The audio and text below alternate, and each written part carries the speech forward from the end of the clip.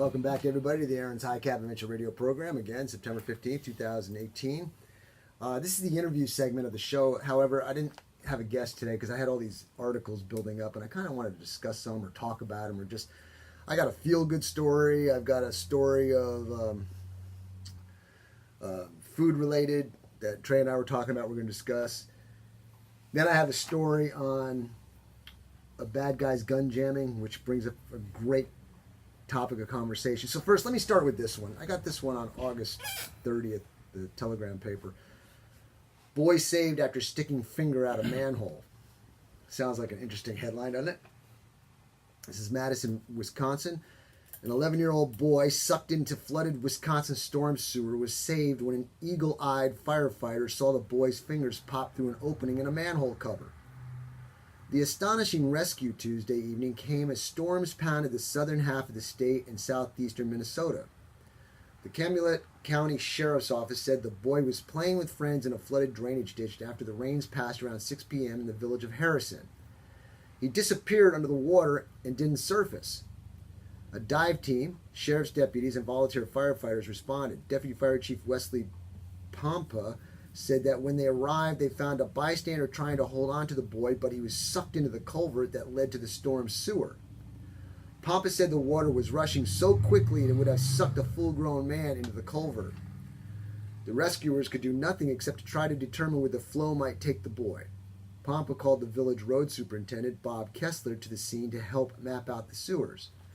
Pompa and Kessler were standing on the top of a manhole cover about 30 feet away from a ditch when Pompa saw the boy's fingers pop through an opening in the cover. The boy had found an air pocket just beneath the manhole cover and was hanging onto the ladder leading up to the manhole. The firefighters wrenched the cover open. Pompa and Kessler lifted the boy out to safety. He was hollering and talking to us, and he was able to reach up for us. Pompa said the boy was taken to the hospital, and authorities said he was alert and conscious. After his ordeal, Pompa said he never got the boy's name. I just thank God he was alive, and he made it that long. It could have gone a million different ways, but this one way worked out for him. I thought that was a pretty cool story. Yeah, and you know what? Let's hear it for that young man for keeping his head about him. I'm telling you, what else are you going to do?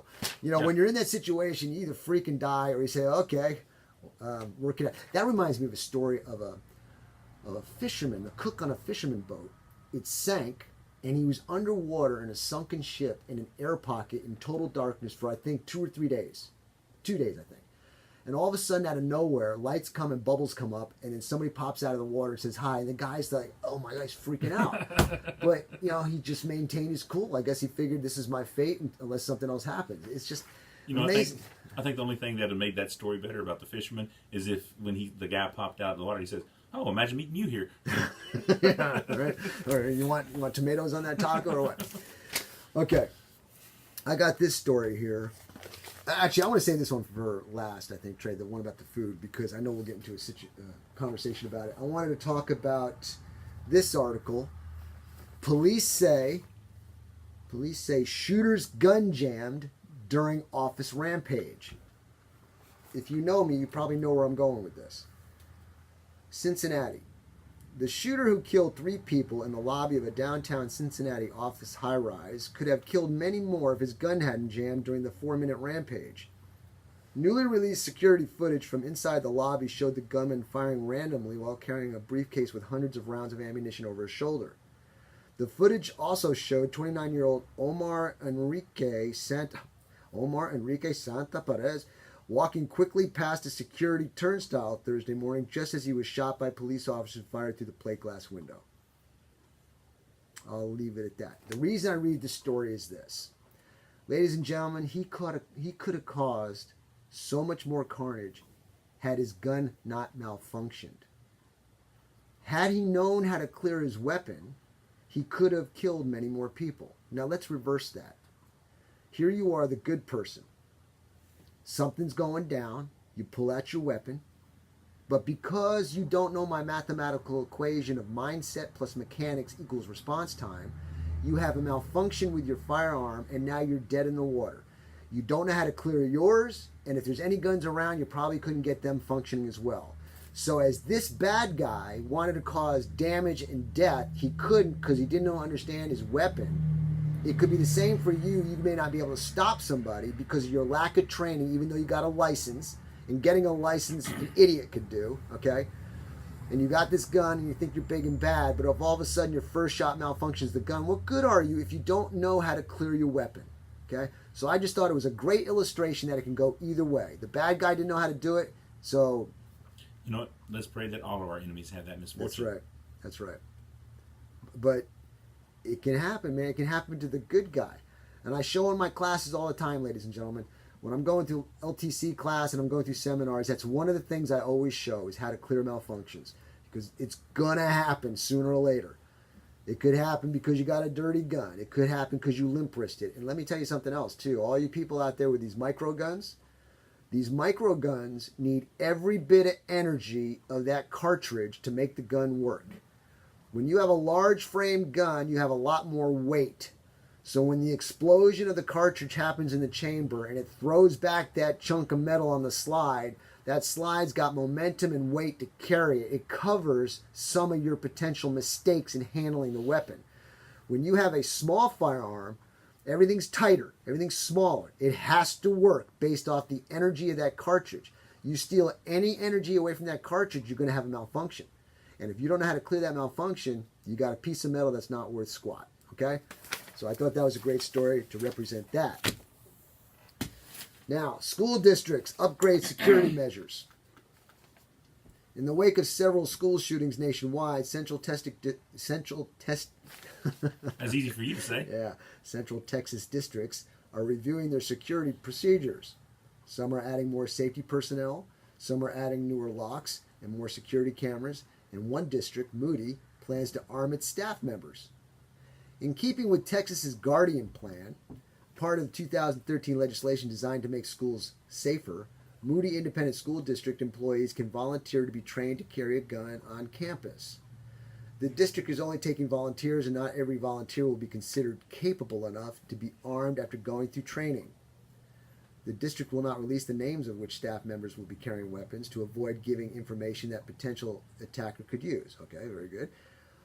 Our board approved a policy to let certain members carry. Moody ISD Superintendent Gary Martell said, "We're going to train 15 to 25 people that have requested it."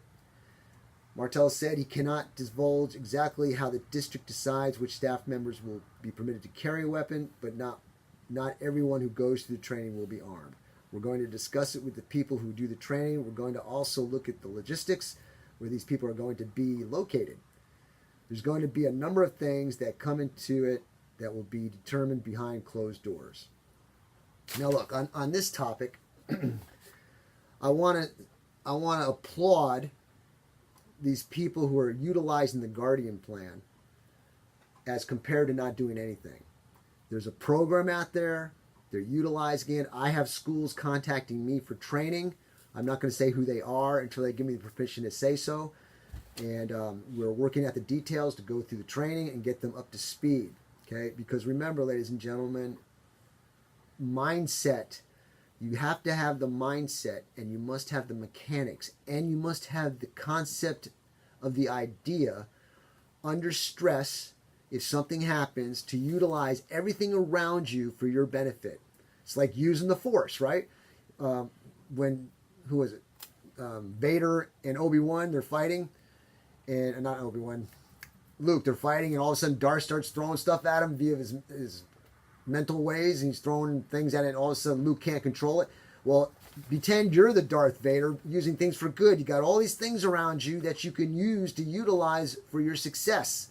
But you have to open up your mind to these things. And when we go through our seminars, we utilize these weapons of opportunity. Anything can be a weapon of opportunity. Keys in your hand, a hat, books, things like that. So I just want to applaud these districts who are actually doing something and getting over the political correctness of things and doing what it takes. Because, ladies and gentlemen, I'm sorry to say, it's going to happen again. Sooner or later, something's going to happen. But with these plans and programs in place and with the proper training, maybe we can minimize it and end it as quickly as it starts. Okay. I got another article here. Suspect was able to buy guns despite mental illness. And the reason I want to read this one is for all you gun haters out there. Look, the person who buys a gun most of the time is trying to be responsible, and we've got laws in place that qualifies people. Got the NICS check, their 4473 forms, the whole works. But you can't stop somebody who's nutcase because the mental aspect of keeping somebody from the gun isn't there. We've heard it too many times where the people who are crazy or have mental problems slip through the cracks or are not reported on, or it's evident and people see it all the time, but they don't stop it. So let me read this article and kind of explain. Excuse me. Baltimore. The young man who opened fire at a Florida video game tournament, this is a couple weeks ago, had shown abundant signs he was struggling with a mental disorder.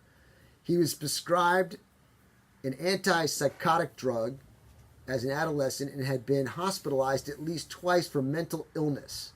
Yet David Katz landed at the foggy intersection of America's mental health and legal systems when it came to buying 2 handguns, the police say, that carried out during the attack. Now, I got a little issue with the wordage on that. The foggy intersection. Look, there's no foggy intersection when it comes to buying a gun.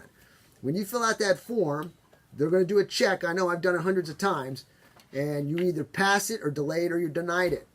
Now, if you've got a mental illness and nobody's posting it and giving that information to the proper people so they can log it in there and say, no, this guy's not eligible for a gun, nothing I can do about it. So get off the gun person's back about that. And let's talk about the mental illness that's happening in this country because of prescribed drugs, prescription drugs, and other factors as well. Okay? So that's that on that. Now, Trey, let's read this because I've got Master Cindy Keys in the room. She's back from a long hiatus. Okay. She's got a lot of aggression towards me, I'll bet, pent up. All right. Now, Trey, I read this to you before. More than 63,900 in Bell County are food insecure, agencies say. Bell County, with a population of 330,859, has 63,930 residents who are food insecure, according to Feeding Texas.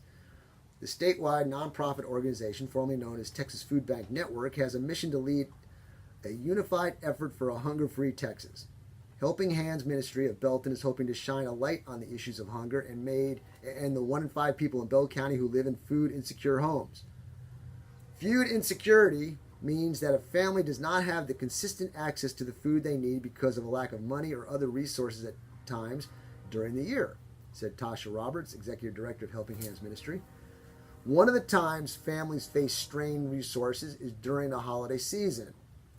During the week before Thanksgiving, Helping Hands distributes groceries for Thanksgiving meals to about 900 families living in Belton and Academy School Districts. Now, let me tell you this. I was talking to Trey. I said, Trey, listen to the story. I said, I might have an issue, but Trey's always got this level head, and he always gets me straight, okay? I said, do you think it'd be a waste? It seems like they focus on the holiday when there's so much gluttony going on. You got the turkey and the cranberries and all the extra sides, and there's so much food on the table, and people walk away from the table and they're just literally stuffed, okay? So I was getting this impression that they're saving up all this food for 1 week when they could take all that food and distribute it through the course of the year so more people have more access to more food all the time. And then, Trey, we had a discussion. What did you say about that? Well, a lot of food pantries, the way they operate, it's almost like a grocery store.